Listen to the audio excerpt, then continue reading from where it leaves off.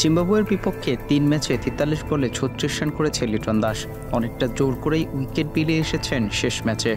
লিটনের ব্যাট হাসছে না অনেক দিন ধরেই। এসব নিয়েই উত্তাল ক্রিকেট পাড়া, সমালোচনার ঝড় বইছে সোশ্যাল মিডিয়ায়।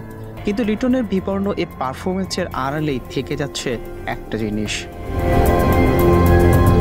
জিম্বাবুয়ের বিপক্ষে ৩ ম্যাচে হাসেনি অধিনায়ক নাজমুল হোসেন শান্তর ব্যাট। মোটা দাগে ব্যর্থ হয়েছেন তিনি। ৩ ম্যাচে তার ব্যাট থেকে এসেছে মোটে ৪৩ রান। স্ট্রাইক রেটের অবস্থা ছিল যাচ্ছে তাই, মডার্ন ক্রিকেটের সাথে যা একেবারেই বেমানান। সিরিজের প্রথম ম্যাচে করেছিলেন সর্বোচ্চ ২১ রান, কিন্তু সে ম্যাচে তার ক্যাচ ফেলেছিল ২ বার।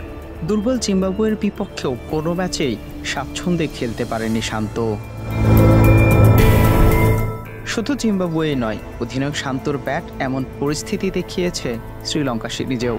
টেস্টে তো তার আউট নিয়ে উঠেছিল সমালোচনার ঝড়। টি-20তে শান্তর স্ট্রাইক রেট নিয়ে আলোচনা বেশ পুরনো। মডার্ন ক্রিকেটে যেখানে ২০০ রান করেও জয় নিশ্চিত নয়, সেখানে শান্তর এমন স্ট্রাইক রেট শঙ্কা দেখায় বড় রান চেজ করার।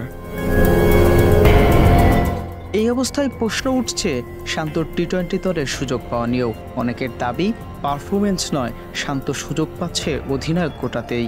কিন্তু এমন অবস্থায় আর কতদিন চলবে? নাজমুল সাগর, স্পোর্টস মিরর।